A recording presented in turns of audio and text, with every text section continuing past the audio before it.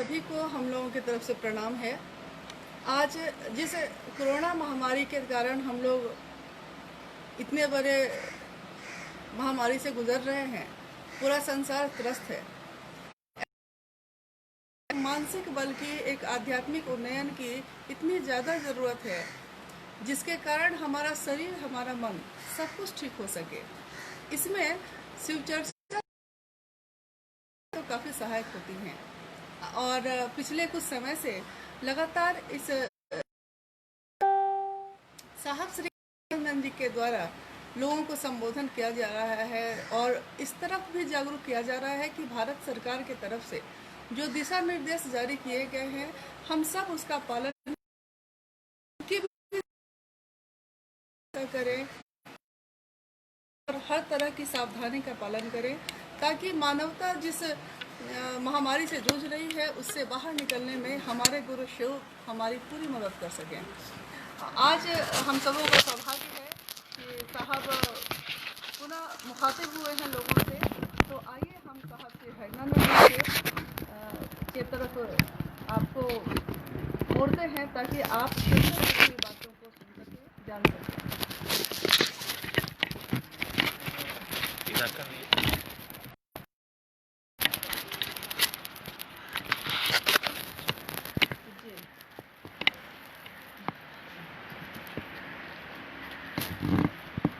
सभी को मेरा प्रणाम।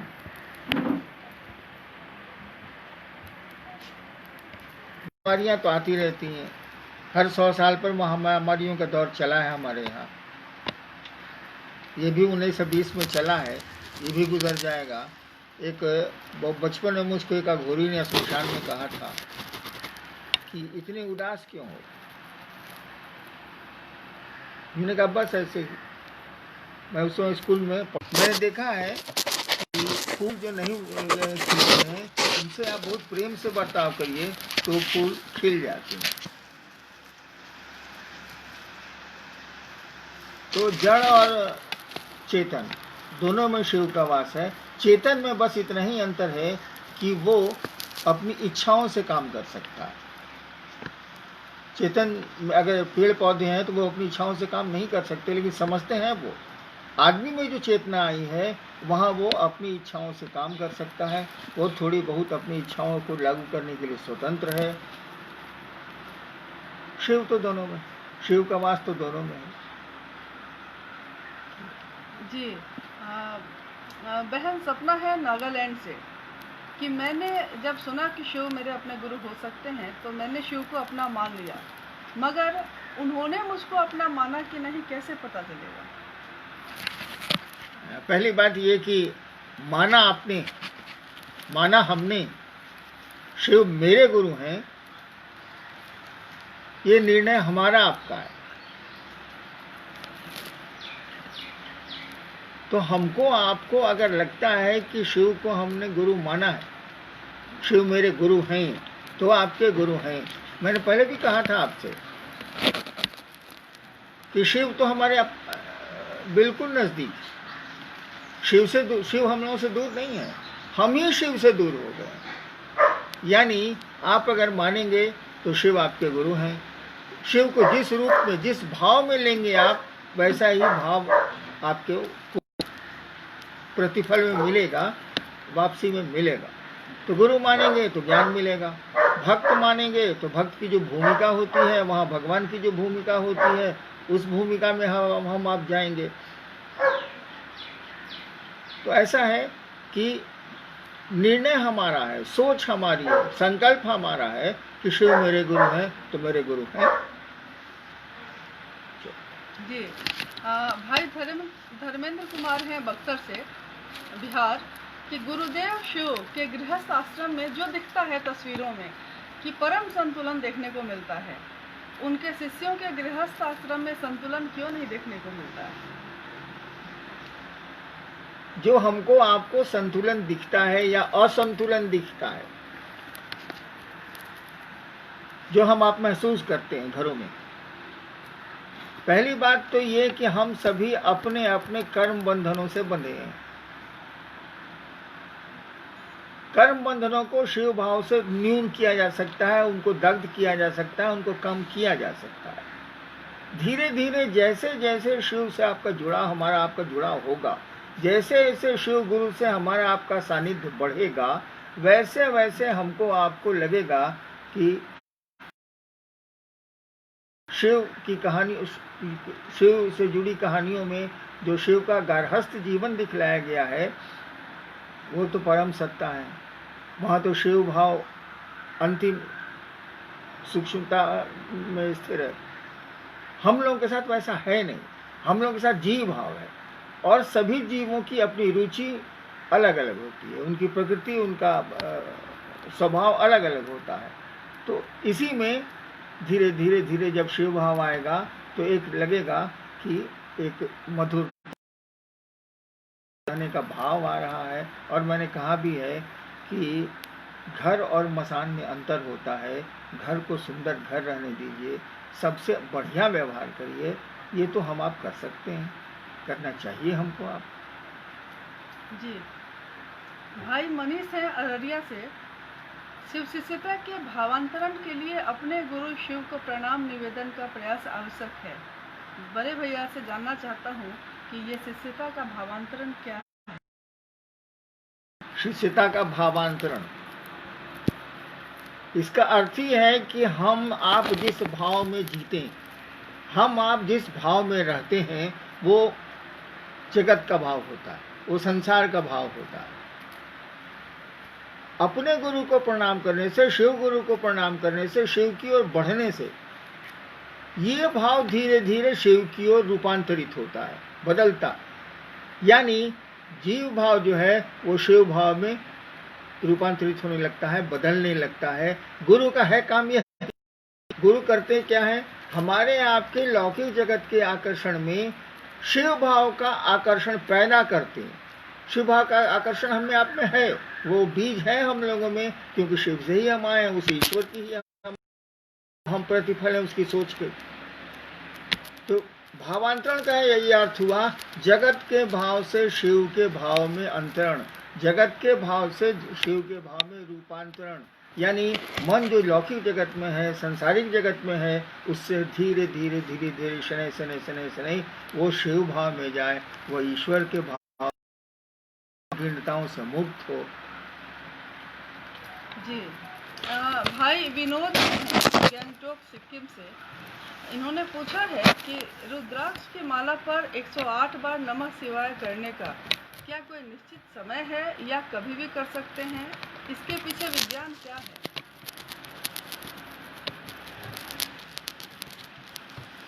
रुद्राक्ष की माला 108 दाने की होती है। 108 दाने हमको आपको पता है कि 27 नक्षत्र और 4 दिशाओं के गुणनफल से बनते हैं। यानी समय की गणना आपको नक्षत्रों से पूर्व में की गई है, अब तो घंटा सेकंड हो गया। समय की गणना शुरू से ही, प्रारंभ से ही हमारे यहाँ नक्षत्रों से की गई है। 27 नक्षत्र हैं।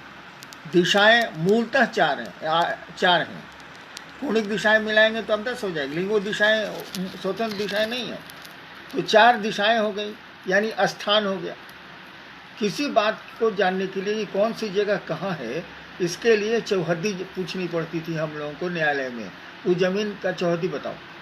यानी चौहद्दी बता देंगे आप, 4 दिशाओं में क्या क्या है बता देंगे, तो वो जगह इंगित हो जाएगी।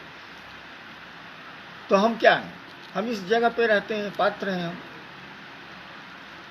समय गुजर रहा है, तो समय का और स्थान का पात्र पर प्रभाव है। टाइम, स्पेस एंड पर्सन, यानी समय और स्थान का पात्र पर प्रभाव पड़ता है। इसी और पात्र करेगा नमः शिवाय, मान लीजिए नमः शिवाय कर रहा है, कोई मंत्र जप रहा है। अगर पात्र नमः शिवाय कर रहा है, यानी शिव की पूजा कर रहा है, शिव से जुड़ने का प्रयास कर रहा है, तो ये प्रयास, ये शिव भाव जो उसमें आ रहा है, वह स्थान और काल के को उसके अनुसार तोड़ेगा। ऐसा नहीं कि वो आपके अच्छे कर्मों को तोड़ देगा।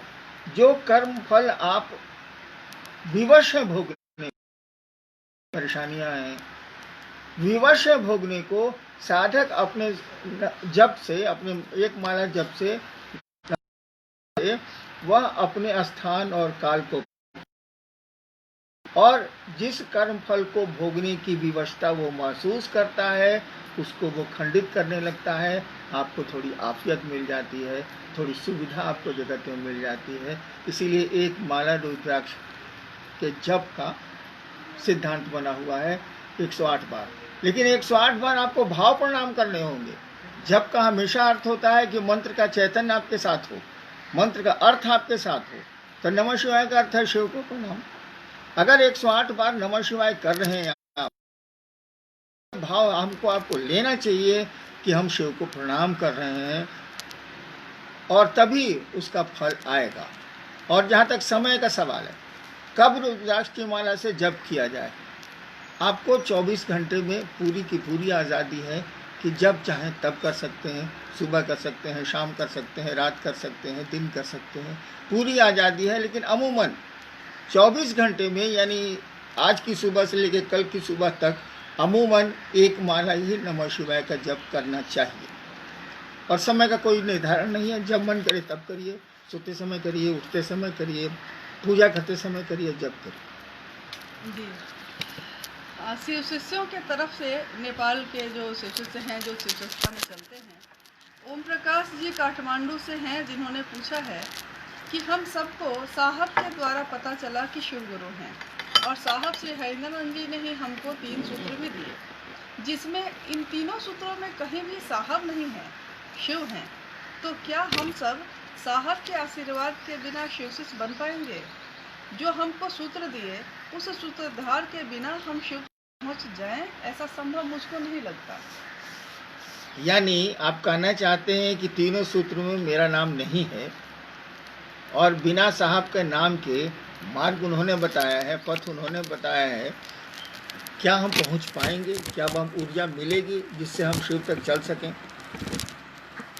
देखिए, आदमी जो स्वयं भोगता है ना, बस वही बात उसके दिमाग में रहती है आजीवन।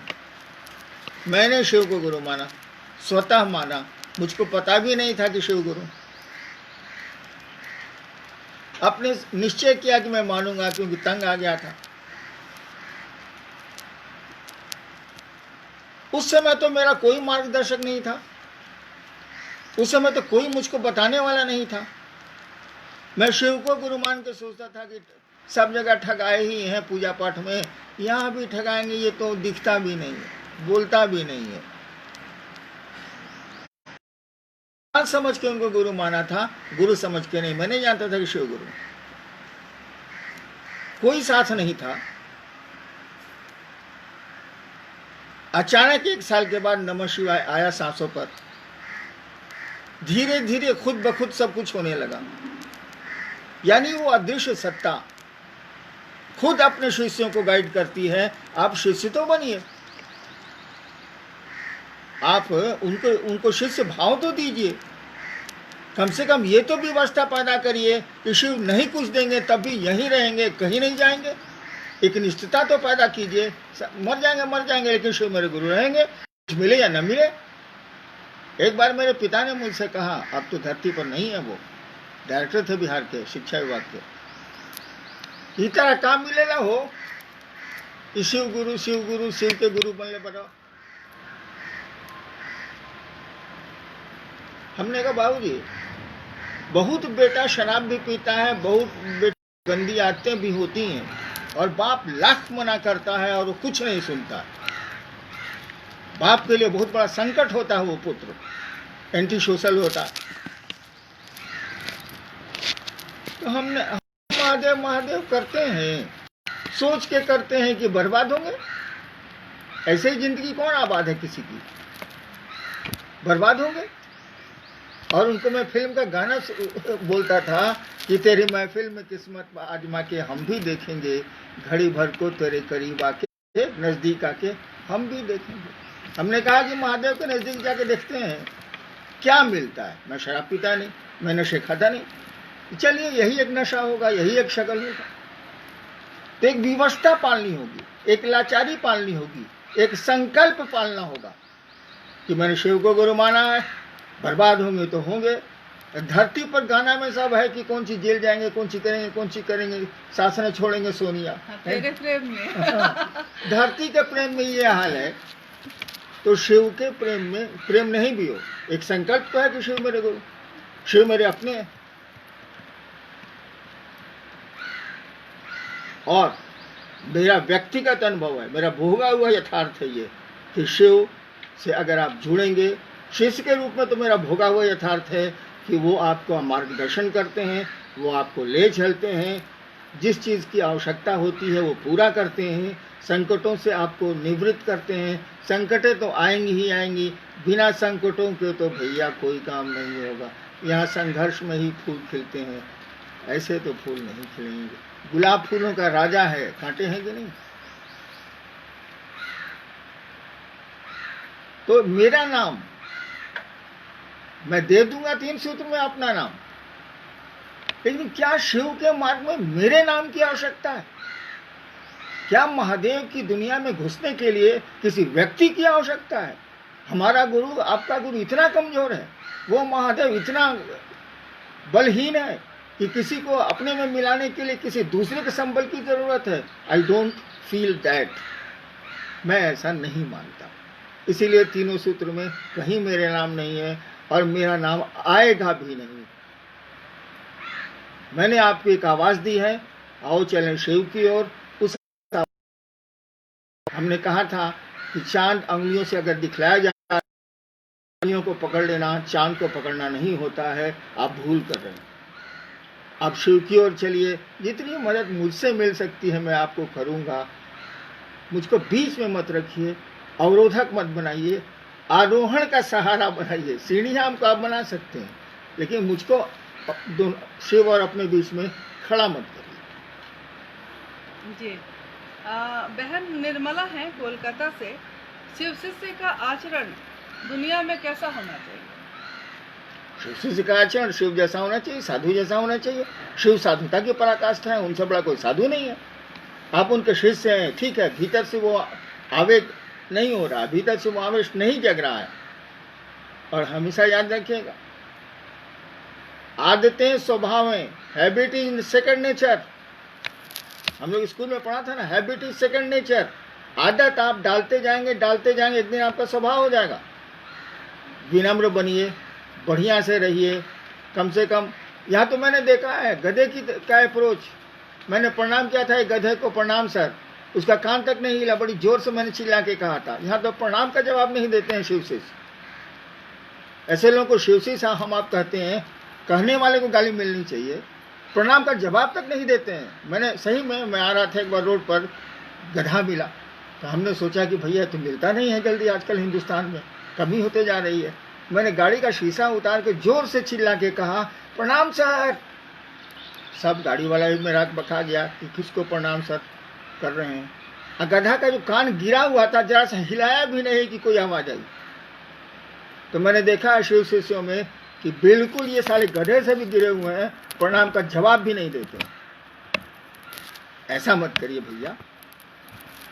अब शिव के शिष्य हैं, साधुता आप में दिखनी चाहिए, बलात् दिखनी चाहिए। ठीक है, आपको भीतर से साधुता नहीं आई है, कोशिश करिए। हमेशा याद रखिए, हैबिट इज सेकंड नेचर। आदत डालिए, वो आपका एक दिन स्वभाव बन जाएगा। भाई अमित जी हैं गुरुग्राम दिल्ली एनसीआर से। तो साहब श्री ने पिछली बार चर्चा में कहा कि गुरु आदेश समीक्षात्मक नहीं है, तो बहुत सारे गुरु भाई बहन फोन के माध्यम से चर्चा और घोषणा कर रहे हैं, ग्रुप में भी डाल रहे हैं, जबकि कोरोना महामारी के कारण साहब ने किसी प्रकार की चर्चा बंद रखी। भोजपुरी में मेहरारू से फोन पर बतिया सकेला, असीम चर्चा फोन पर ना कर सकेला। आह बात भाई, फोन पर आप शुभ चर्चा कर ही सकते हैं। मैंने मना किया है, जो सरकार कहती है कि आप सोशल डिस्टेंसिंग मेंटेन करें, एक जगह भीड़ नहीं लगाएं, भीड़ जहां है वहां नहीं जाएं, आप मास्क पहने। तो फोनवा पर आपको डर लगता है, फोने पर मास्क पहन के बतियाइए। लेकिन आप दूसरों से बतिया सकते हैं, मेहरारू से बतिया सकते हैं, पति से बतिया सकते हैं, तो शिव के बारे में फोन पर नहीं बतिया सकते। अब मैंने शिव चर्चा तो 30 जून तक रोक दी। 30 जून तक शिव चर्चा रोकने का मानी टेम्पो पर लग के मत जाइए, माइक लगा के भो भो भो भो भो भो भो मत करिए, जमात मत खड़ा कीजिए, जमात में भीड़ मत खड़ा कीजिए, क्योंकि आपके लिए हानिकारक है, हमारे लिए हानिकारक है, समाज के लिए हानिकारक है। ये बीमारी संक्रामक है, एक से दूसरे को फैलती है, इसीलिए मना किया गया। फोन पर बतियाना है, बतियाइए, कौन रोकता, हम लोग नहीं बतियाते। नेक्स्ट जी, इससे संबंधित ही है, एक गजेंद्र जी मधुबनी से हैं कि उन्होंने कहा है सब लोगों की तरफ से कि साहब आप स्वस्थ हैं। सारे लोग चिंता कर रहे हैं कि साहब स्वस्थ हैं कि नहीं हैं। 1000 बार कहा भैया। हम बहुत छोटे थे तो मेरे बाबूजी के पास एक पुरानी गाड़ी थी, बच्चा था मैं, दूसरा तीसरा में पढ़ता था, पूर्णिया में। हमेशा खराबी रहती थी, हम लोग बनाते रहते थे, मिस्त्री बनाते रहता था, चलती थी तो कभी हॉर्न नहीं बज रहा है, कभी उसका सिग्नल नहीं उठ रहा है, कभी डायनमो नहीं, यानी होगी तो खट खुट तो होबे करे। एक मेरे मित्र ने से हमने पूछा था कि आपकी बड़ी फोर्ड पुरानी गाड़ी है, अभी तो नई लग रही है चकमक। बोले क्या कहें बउआ, ये गड़िया चलती थी ना रोड पर तो कहती थी हट न तो चिप देव, हट न तो चिप देव, हॉर्न बजता ही नहीं था, गड़िया बोलती थी हट न तो चिप देव। तो मेरी भी वही स्थिति है भैया, हट न तो चिप देव। अब क्या है, कितने दिन रहना है, आप स्वस्थ रहें, आप आनंद से रहें, शिव की ओर बढ़ें, लोगों को शिव की ओर ले चलें, यही कामना है जी। उन्होंने ही कहा है कि कहा जाता है कि अपने कर्मों का फल भोगना पड़ता है। आज पूरा संसार कोविड-19 से त्रस्त है, तो यह आध्यात्मिक दृष्टिकोण से कौन सा सामूहिक अपराध हो गया जो सामूहिक प्रारब्ध भोगना पड़ रहा है। भविष्य में ऐसे प्रारब्ध से हम कैसे बच सकेंगे, और यह सोशल डिस्टेंस जैसा जो अभी चल रहा है आगे वर्षों तक चलता रहेगा तो शिव चर्चाओं का स्वरूप कैसा होगा। मनोविज्ञान कहता है कि अधिक दिनों तक किसी चीज़ से अलग रहने पर लोग भूलने लगते हैं। देखिए, शिव चर्चाओं का स्वरूप क्या होगा, ये सामूहिक आपदा जो आई है, वैश्विक आपदा जो आई है, ये कौन से कर्मफल का नतीजा हो सकती है। आध्यात्मिक, पहले तो हम लोगों ने सामूहिक कर्म किए हैं, प्रकृति का अनादर करते चले आए हैं, पेड़ों को काटते चले आए हैं, जल स्रोतों को सुखाते चले आए हैं, तो कुछ तो प्रकृति हमको आपको सजा देगी। उसके स्वरूप को बिगाड़ते चले आए हैं, कुछ भी हमने आपने सहयोग करने की कोशिश नहीं की। अब इधर सरकारें प्रयास कर रही हैं, लोग भी प्रयास कर रहे हैं, हम लोग भी प्रयास कर रहे हैं कि जल का संरक्षण किया जाए, वृक्षों को बचाया जाए, अन्यथा एक दिन ऑक्सीजन का सिलेंडर पीठ पर लाद के चलने की स्थिति आएगी जो हम लोगों की संतति को भोगना पड़ सकता। तो हम लोगों ने न्याय किया है, सामूहिक हुआ है, विचार हम लोगों के कुत्सित हो गए, सद्विचारों की कमी आई है, इसका प्रभाव तो प्रकृति पर पड़ता है। साधुओं के मजार पर आप क्यों जाते हैं, फकीरों के मजार पर आप हम क्यों जाते हैं, इसलिए जाते हैं कि वहाँ कुछ मुरादें मिल जाती हैं। तो वहाँ फकीर तो हम नहीं है, वो तो 11 साल 100 साल पहले था, 1200 साल 100 साल पहले था, और मुरादें पूरी होती हैं तभी भीड़ है, आपके कष्ट कम होते हैं तभी भीड़ है। यानी मिट्टी में उस साधु की साधुता की सोच घुसी हुई है, उस जगह पर उस साधुता की सोच घुसी हुई है। वो साधु वहाँ भी आज भी जिंदा है, जबकि शरीर छोड़े 1000 साल से ज़्यादा हो गए। तो हमारी आपकी सोच का प्रभाव तो पड़ता ही है प्रकृति पर, सब जगह पड़ता है, वातावरण पर पड़ता है। तो और ये तो विपदाएं आती रहेंगी, सामूहिक गड़बड़ियाँ होती रहेंगी, सामूहिक अच्छे काम भी होने चाहिए, वो भी होंगे, होते ही। जी, भाई आलोक जी हैं कटिहार से। महादेव की शिष्यता यथार्थ में सहज है या कठिन है। महादेव की शिष्यता यथार्थ में इतनी आसान है, इतनी आसान है, कुछ भी उतना आसान नहीं हो सकता। हमारा आपका भोजन भी उतना आसान नहीं है, उसमें कष्ट है कि हाथ से उठा के खाना पड़ता है, पकाना पड़ता है अन्न को। शिव की शिष्यता में अगर आप ठीक चल रहे हैं, कुछ नहीं ठीक चलना है, उसमें कुछ भी करने की जरूरत नहीं है।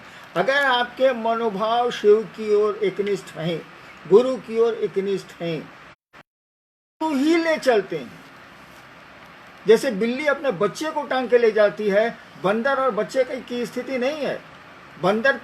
बंदरिया का बच्चा बंदरिया खुद पकड़ता है, लेकिन बिल्ली मारदार जो है, बिल्ली जो है, वो अपने बच्चे को खुद पकड़ती है। वो शिव आपको खुद ही पकड़ के ले चलेंगे। मैंने इसको देखा है, मैंने इसको अनुभव किया है। इससे आसान संसार में कुछ भी नहीं है, यहाँ तक कि सांस लेना भी उससे ज़्यादा कठिन। जी भाई संगम जी और कृष्णा जी दोनों हैं भागलपुर से कि साहब आप बोले थे कि शिव की शिष्यता दिमाग से दिल में ले जाने का तरीका है, तो शिव की शिष्यता में दिमाग और दिल की क्या भूमिका है? वाह, आपके पूरे जीवन में है दिमाग और दिल की भूमिका। दिमाग का कहने का अर्थ हुआ कि कोई सूचना आपको मिलेगी, शिव गुरु हैं और मेरे गुरु हो सकते हैं, आपके गुरु हो सकते हैं। यहाँ दिमागी सोचेगा ना, डिस्कशन दिमागी करेगा ना, किसी निर्णय पर दिमागी पहुंचेगा ना। उसके बाद ये बात धीरे धीरे धीरे धीरे आपके दिल में प्रवेश करेगी। लौकिक जगत में यही होता है। हमारी शादी हुई, उस समय दिल में कुछ नहीं था, दिमाग में था कि फलना से ब्याह हो रहा है, फलना से हो रहा है, बाबूजी ठीक किए हैं, दिमाग में था। लेकिन साथ रहते रहते पत्नी के अब ये बात दिल में उतर गई। अगर वो बीमार होती थी तो रात भर मैं बैठा रहता था अस्पताल में। यह मामला दिल का है, अब दिमाग काम नहीं करता। यानी बुद्धि से बोध ही, बोध बने अनुभव, बोधी मने जो बात अनुभव में आपके उतरी है, दिल में उतरी है, वो बोधी हुई। फ्रॉम इंटेलेक्ट टू इंट्यूशन, बुद्धि से बोधी में उतरी है बात, तो दिमाग पहले ही ने काम करेगा, उसके बाद दिल में आएगी बात। अब जब दिल में बात गहरी आएगी तो दिमाग काम नहीं करेगा। जब दिमाग काम जोर से करेगा तो दिल काम नहीं करेगा। शिव शिष्यता तो हृदय की चीज है, दिल का मामला, मस्तिष्क का मामला नहीं है। लेकिन प्रथमतः तो ये मस्तिष्क का ही मामला होता है। इसीलिए हमने कहा कि दिल, दिमाग से दिल में जाना होगा। शिव से जुड़ाव के लिए भाव जरूरी है। भाव दिल से पैदा होता है, विचार मस्तिष्क से पैदा होते हैं, दिमाग से पैदा होते हैं। भैया सबको प्रणाम। आप सतर्क रहें, अच्छे रहें, बाहर बिना ज़रूरत के नहीं निकलें, भीड़ भाड़ नहीं जुटाएं, मास्क पहनें, सोशल डिस्टेंसिंग मेंटेन करें। 30 जून तक बाहरी सभी चर्चाएं बंद रहेंगी। आप सबको मेरा